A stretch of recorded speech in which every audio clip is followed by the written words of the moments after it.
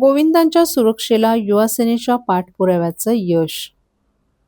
दहीहंडी उत्सवात मानवी मनोरे रचणाऱ्या गोविंदांच्या सुरक्षेला सर्वोच्च प्राधान्य देत राज्य सरकारने 2026 साठी महत्त्वाचा शासन निर्णय जारी केलाय.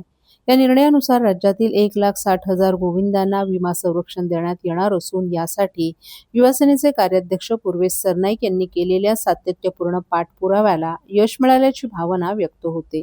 पूर्वेश सरनाईक यांनी दहीहंडी उत्सवात सहभागी होणाऱ्या गोविंदांच्या सुरक्षिततेचा प्रश्न सातत्यानं शासनाच्या निदर्शनास आणून दिला होता. यानंतर राज्य सरकारनं हा निर्णय घेत गोविंदांना अपघाती मृत्यू, कायमस्वरूपी अपंगत्व तसंच उपचार खर्चासाठी व्यापक विमा संरक्षण देण्याचा निर्णय घेतलाय.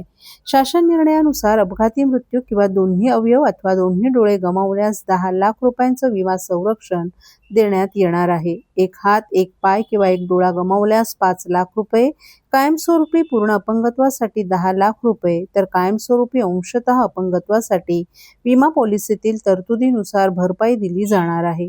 तसंच अपघातामुळे झालेल्या रुग्णालयीन उपचारांसाठी प्रत्यक्ष खर्च किंवा कमाल 1 लाख रुपयांपर्यंत मदत उपलब्ध होणार आहे.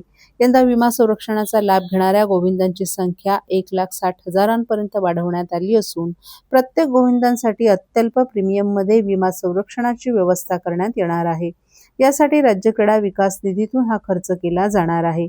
युवासेनेचे कार्याध्यक्ष पूर्वेश सरनाईक यांनी या निर्णयाचं स्वागत करत गोविंदा हा आपल्या सांस्कृतिक परंपरेचा अभिमान असल्याचं सांगितलं.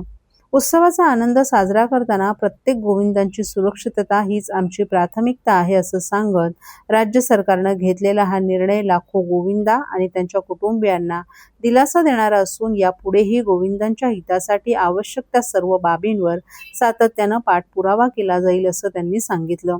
तसंच या निर्णयासाठी राज्याचे मुख्यमंत्री देवेंद्र फडणवीस, उपमुख्यमंत्री एकनाथ शिंदे आणि सुनेत्रा पवार यांच्यासह परिवहन मंत्री प्रताप सरनाईक यांचेही त्यांनी आभार मानलेत. या निर्णयामुळे राज्यभरातील दहीहंडी मंडळं, गोविंदा पथकं आणि त्यांच्या कुटुंबियांमध्ये समाधानाचं वातावरण निर्माण झालं असून यंदाचा दहीहंडी उत्सव अधिक सुरक्षित आणि विश्वासानं साजरा करण्याचा मार्ग मोकळा झालाय.